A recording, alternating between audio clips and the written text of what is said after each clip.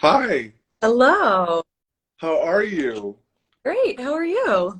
I am doing well. Good. Happy Friday. Love the hair. Oh, thank you. Love yours too. And we just want to welcome everybody who is starting to join us on our Instagram Live. We're so happy that you're here and really appreciate you joining us for this conversation. Today, we're going to be talking about mental health and the LGBTQ community and particularly the crisis of youth. And I have an amazing human being with me, Jonathan McClellan. And we're going to be talking a little bit about this as Kula for Karma continues to celebrate Mental Health Awareness Month.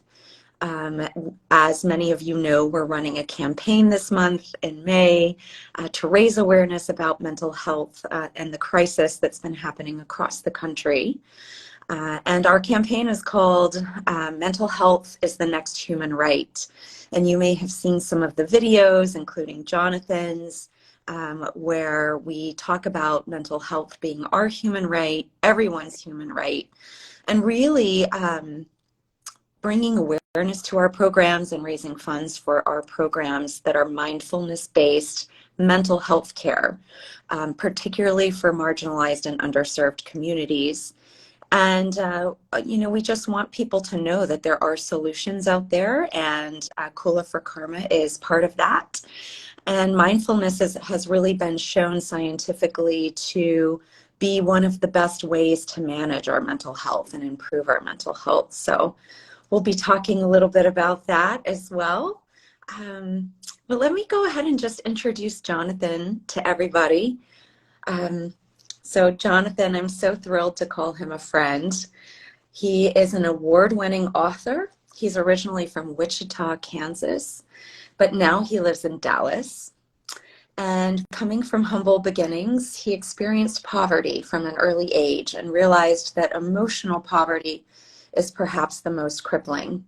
He first started writing devotionals for his local church at Cathedral of Hope in Dallas, a very cool, open and affirming church, as a way to work through his own early traumas from a difficult childhood. Since 2010, Jonathan has worked for various charities such as Save the Children, Children's International, the ACLU, the Human Rights Campaign, and many more. And now Jonathan works on feeding the soul as well as the body with powerful messages inspired by his battles with schizophrenia, depression, and discrimination. As time passed, Jonathan began questioning his own assumptions about who God loves and came to the conclusion that a God of love would not exclude anyone at his table for being different. Today, he shares a message that God is radically inclusive. When Jonathan's not writing, he likes to spend his time singing, dancing, and being an activist. And Kula for Karma is very proud to call Jonathan an ambassador of our organization. So thanks so much for being here to talk today. I'm so honored to be doing this. I feel so blessed, and I hope and believe that this is going to bless a lot of people. I believe so too. And I think one of the things that everyone who meets you is blessed by is not only how you just naturally talk in poetry, which you'll see that in just a minute, but your personal life story, what it was like growing up for you, and some of the traumas that you faced. Can you bring us in a little bit on that? Yes, and I'm glad you asked because I believe it's so important that we reclaim our narrative, that we reclaim our story. When we tell our story in our own words, nobody else can do it for us. Mm. But if we are silent, there will be plenty of people in the room who will speak for you. Mm. And that's something we can never allow to happen. So my journey, my journey begins with one of my first memories in childhood of my mother. And unfortunately, it wasn't picking roses or being at a park. I was in a hospital bed with pneumonia.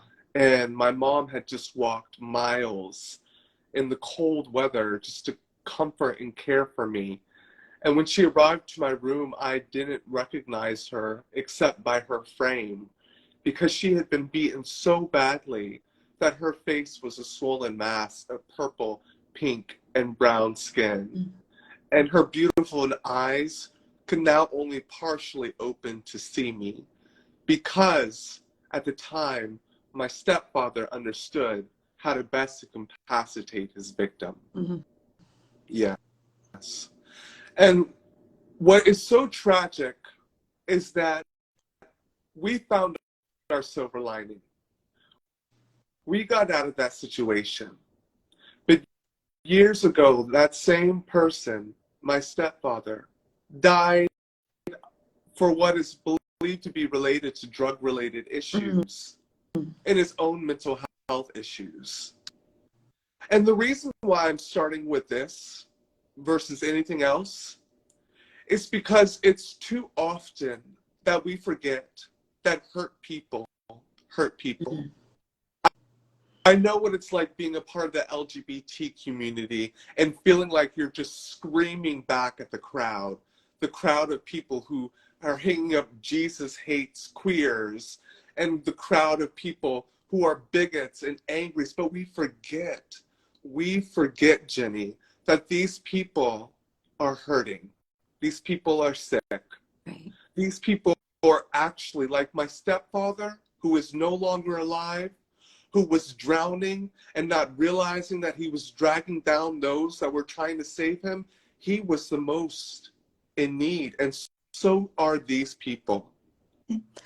That's such a beautiful perspective, because the way you talk about it, it doesn't give permission for people to hurt other people, but it recognizes that that is where this type of behavior comes from. It's where addiction comes from. It's where mental health issues stem from, is our own traumas from our own childhoods and lives. And then we just see it recreated, and someone else has to suffer. What was that like for you as a kid, so young? How did you feel that that impacted your brain, your body, your mental health? Well, as a child, you when you're going through trauma, the body isn't prepared or trained to learn how to go through it, and neither is the mind. So both are dramatically impacted. And you can kind of have a reaction of arrested development, where you are frozen in time, where your ability to trust others, your ability to relate to others, your ability to understand social situations are frozen to that moment where you were, whatever age you were when the trauma happened. And that's what kind of happened to me.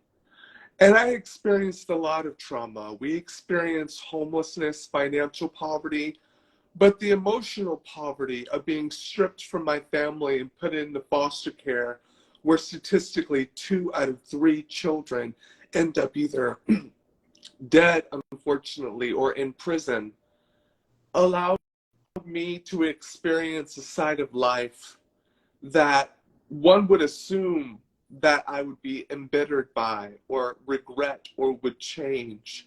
But I wouldn't change anything because it opened my eyes to the world around me. I learned that sometimes we're suffering not just for ourselves, but we're suffering because our community is suffering. And we have to come together. I know you hear that said so much like it's a cliche, but that is the only way we're going to ever achieve anything, is if we actually pull our resources together, our strength, our insight, our wisdom, and also our joy, our shared experiences, our laughter, our excitement, our pride, and our celebration. Mm. You know, when you were talking about how childhood abuse and trauma impacts the brain and the mind, I was thinking a lot about how, for me, with complex PTSD, my brain, I can really look back and see like you were saying, a certain point in my childhood where my frontal lobe shut down so that I wouldn't have a full experience of what was happening or what was being said, or, you know, the violence of the words or the emotions or all the things. And, you know, I've been thinking about how that impacts kids, but then how we have to come back online as adults.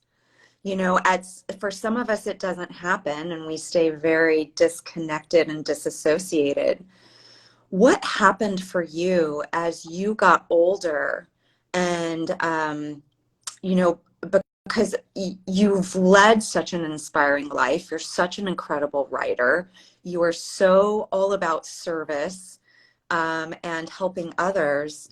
What do you think it was for you that helped you sort of come back online at some point in your life and really be, such a light and a contributor to society in such a big way?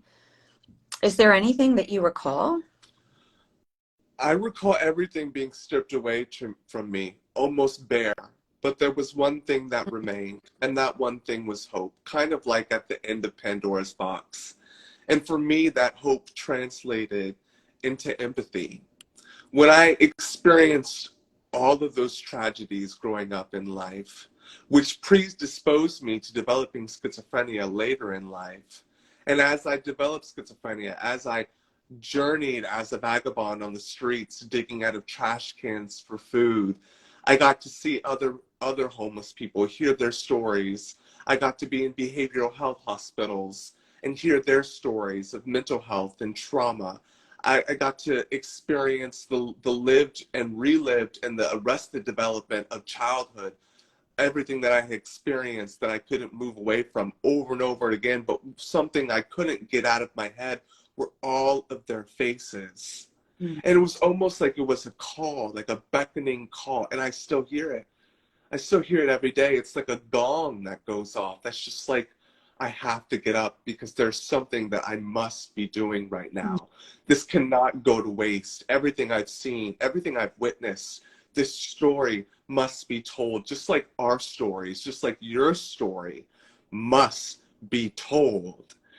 And I would say that as I got older, I started gravitating towards nonprofit charities. Mm. So when I first started off working as a canvasser, just with a binder on the street asking people to give money to children that were either homeless in America or in third world countries, or working for LGBTQ rights for the ACLU or the HRC and many different organizations, I would have conversations every single day just like this, maybe 50 a day, Mm. for years, for many, many years.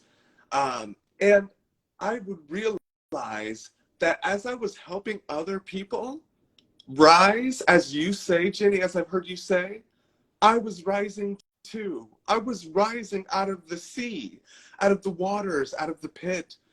Because when you are giving joy and you are saving someone else, because we are actually connected, because we are all in a world made smaller by that connectedness, we are all achieving freedom. That's why justice for one is justice for none, but justice for all is justice for all. That's why world peace, if we really want it, it has to include everyone, even reconciliation with our oppressors. Ah, that is so wise and transcendent. And it just hits me, you know, because I don't know if you would agree, but it feels like this is one of the most divisive times in history, in different ways, especially with the way we communicate today and social media and things like that. And you know, I've in working for a lot of nonprofits, I always had this question, Jonathan, that you just raised, and that was, if we're sort of putting our own vitriol out there to defend our side and our perspective, then how do we ever do what you're talking about, which is so true, because everybody has to be involved and at the table. So when we're all kind of spewing things back and forth, even if we're doing it with this righteous justice, it's still putting out that vibe of, really just butting heads and trying to correct people and telling people that they're less than. And I've always wondered, like, what does it look like to operate like that? What does it look like can we do that? I think we can. I think you think we can. But, what does that look like for you? How, I know that you're doing things in your life to contribute to that. To me, it looks like healing holistically, because one person can't heal by themselves. We all have to be healed. We have to acknowledge that everybody has hurt, that everybody has trauma, everybody has mental health issues. As somebody who is in the faith community, sometimes we pass over the story of when Jesus Christ was looking forward to the cross, and the sweat from his head was dropping to the ground like blood. And we forget the humanity of Jesus, and that he struggled with mental health just like everyone else in the face of what awaited him. And that if Jesus himself was suffering from stress so extreme and so intense that the sweat from his brow fell like blood onto the ground. And I feel like I'm sounding like a preacher, but I will continue. I will press on, even though I'm doing the very last thing I wanted to do. But if even Jesus Christ, who a lot of us, not with respect to the world's religions and beliefs, if even someone who we can at least agree was a great man, and we could start there, struggle with mental health, then we shouldn't shame ourselves or one another for having mental health issues. And something that Kula Karma stands for is achieving health holistically. That means mental health is included in the package, in the picture. If we are going to have a healthy body, we must have a healthy mind. And we have ignored our minds. We have ignored the anxiety, the depression, the stress, the thoughts of suicide that is affecting so many of us for so long. And coming out of the pandemic especially, we all need to take a moment and hit the pause button and acknowledge ourselves and one another. And to answer your last question of what does it look like? How do we do it? How do we really come together? We redirect the energy that we are sending towards the opposition. Instead of that energy being an eye for an eye, which, as sages have said, would leave the whole world blind, we have to then say, okay, you are trying to hurt me, but really, you don't even see me. It's not about me. It's not about us. It's about you. What happened? What happened to you? When did this happen? And then it'll be the hardest thing you've ever had to do, but it'll be the last piece to your healing. When they are ready to receive you, and they will be, because I have met many an individual who were just on the fence, waiting to come on the other side. I was one of those people. I was one of those self-hating homophobes because I had religious Stockholm syndrome. And when I finally was able to climb out to the other side, someone was there waiting to embrace me. And now we must be waiting to embrace them when they are ready. But we have to stop sending out messages of hate upon hate upon hate, because it just creates more of itself. You know what else creates more of itself? love. Mm. And love is an action, not a verb. They're looking at what we're doing, they're looking at what we're saying. We have to walk the walk if we're going to talk the talk. Mm.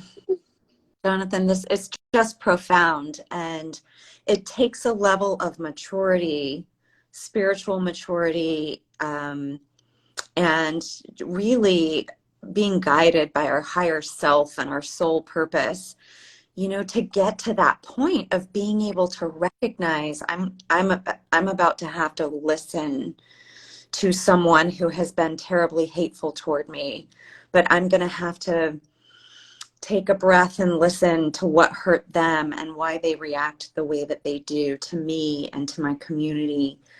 And that brings me to your faith journey. It's so interesting.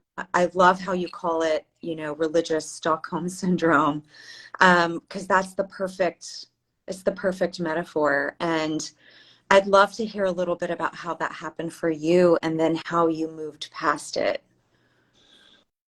Well, I think for so many of us in the LGBT community, not all of us had had this experience, but so many of us have, where it began in a church that was spewing from the pulpit that you're an abomination, because of who you love or what you identify as, because of what you wear, because of how you were born, because of how you were made, that it's a choice. And the list just goes on of all the toxic garbage that we just had to receive as children. And as I was saying about that arrested development, you're seized in that moment. Mm. And you're frozen, and your words are frozen, and you struggle to find the words to speak up or to fight back with your own mind and disagree. So I, as a child, believed what they said, internalized it, because I had no one supporting me, and I didn't know how to ask for that support. And so a lot of us, we go through this internally by ourselves. Right. And so by myself, I carried the secret for many, many, many years. But as I got older, it became harder and harder to deny who I was naturally, organically. And it became harder and harder to justify that logic that I had been taught. And I went from a place of not really knowing who God was and believing in a God who kind of just was holding me captive, a God that didn't exist in essence, because a God of hate doesn't even exist. And I started fighting back, and I started praying, and I started writing. And as I was writing, I started meditating. And as I was meditating, I started to have my breakthrough. And I started to slowly, gradually, over time, I started to find myself and my own voice. And I didn't do it without shaking. In fact, I'm a little shaky right now because I'm remembering the passion and the struggle. But I'll tell you, Jenny, it was a battle. It is a battle. But considering how many young people are fighting this battle, I want to remind people that since the pandemic, according to the Trevor Project, who tracks these statistics, the number of youth who have seriously considered, attempting taking their own life is now at an all-time high of 45%. That's nearly 1 in 2 young people. Incredible. That's We must ring the alarm bells. We cannot let this go on. And I hold myself accountable Because I have overcome my struggle, I need to go back and help other people with theirs. And we all must. Because until it's safe for all of us, it's really safe for none of Mm. us. And we have to remember what we went through, and we have to instead of being on the sidelines watching people lead for us, we have to take the next step, and we have to challenge ourselves to get involved where we're able to, when we are able to, and find ways to get involved with our communities. And I believe Kula for Karma is a part of that solution, because we're addressing the elephant in the room, which is the trauma that must be reconciled if we are going to heal. Mm. So true.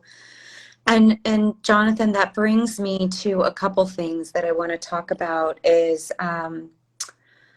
how LGBTQ youth in particular are suffering.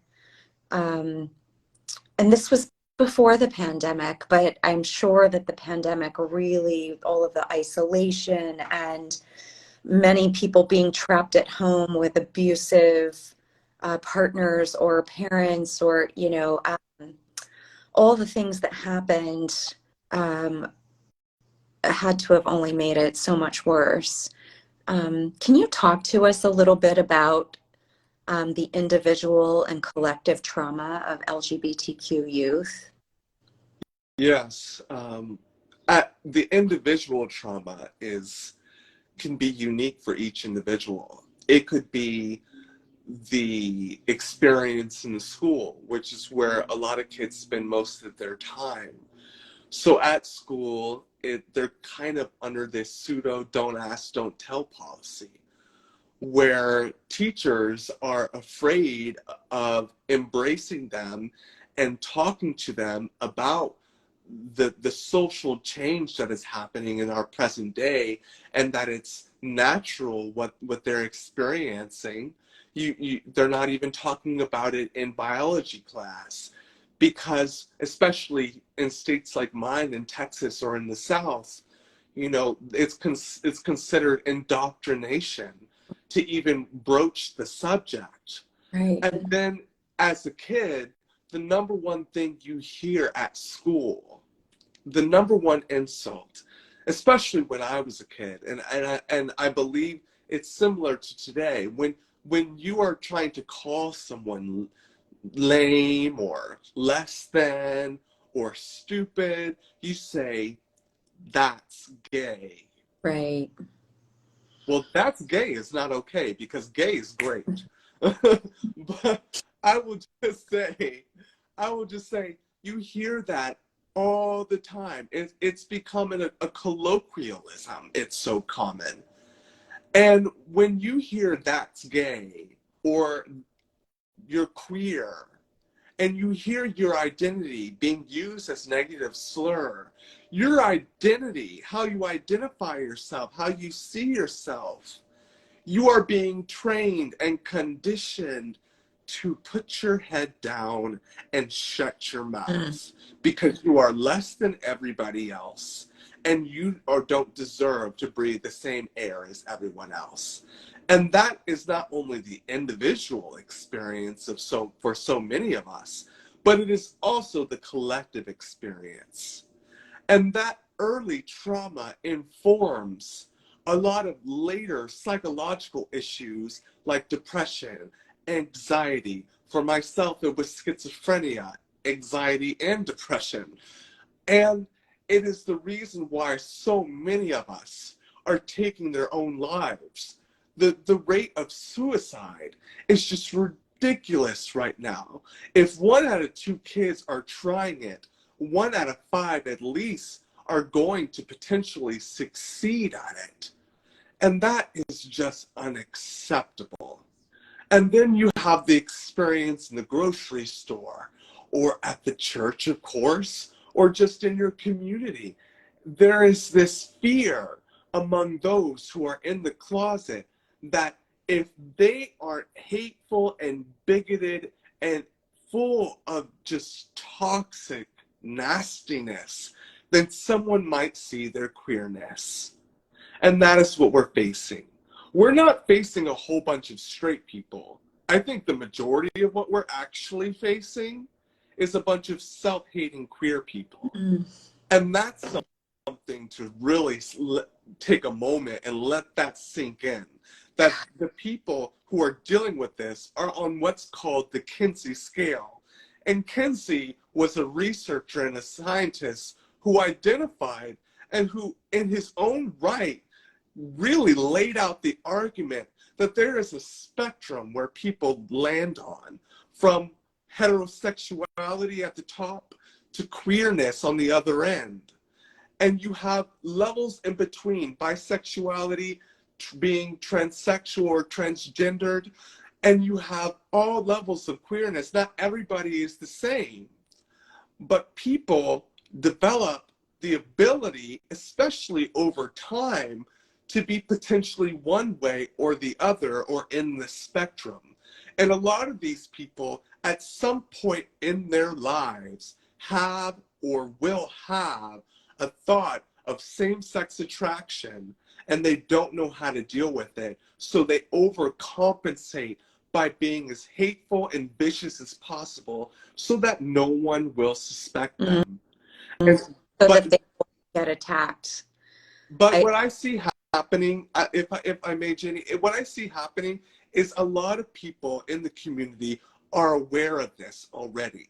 This isn't news. This isn't breaking news. But we are aware of the fact, and we use it against them, and we cast the same shame on them that they're giving us.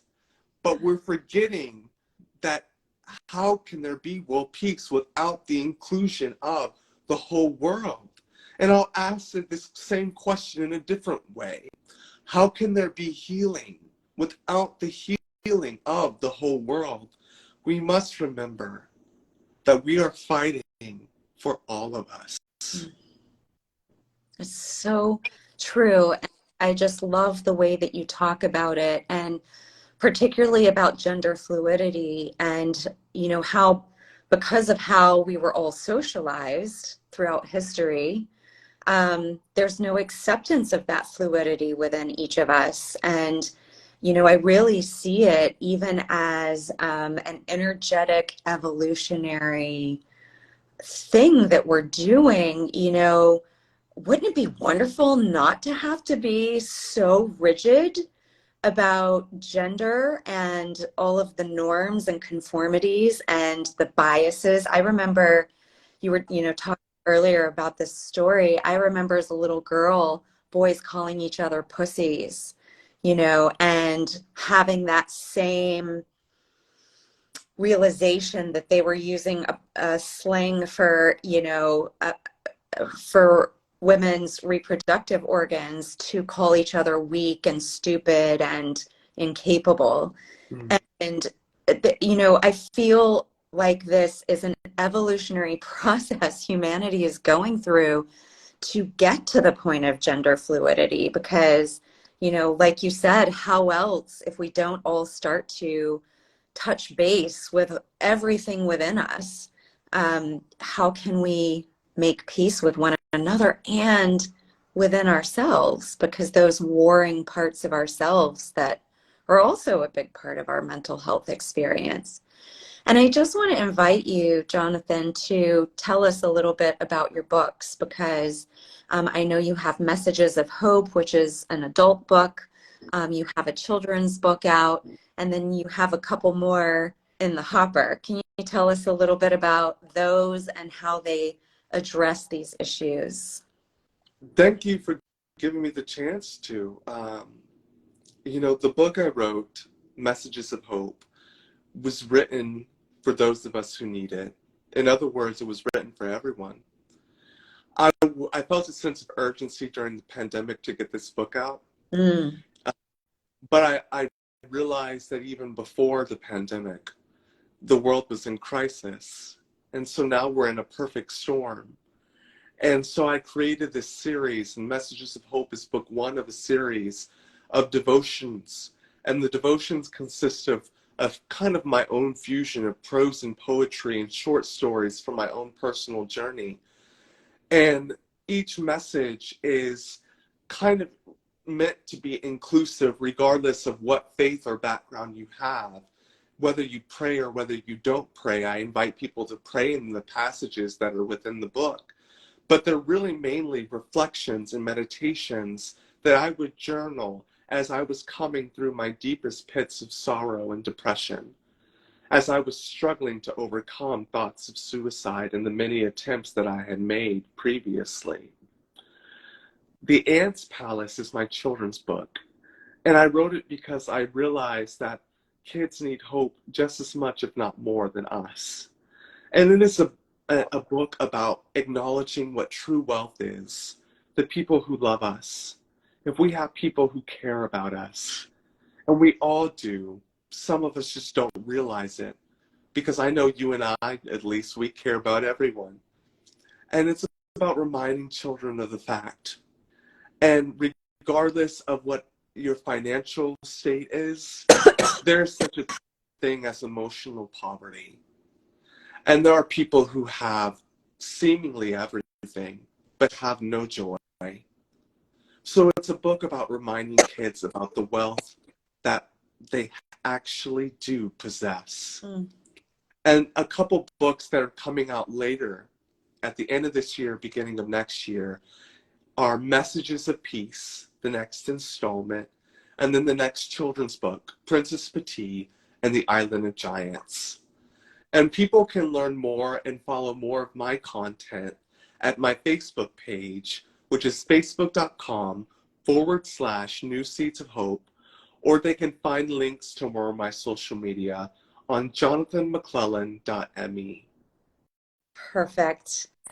I just truly invite all of the Kula for Karma community to visit Jonathan's website, and as well as believeoutloud.com. He writes for Believe Out Loud, which is an incredible organization that brings the church and the LGBTQ plus community together.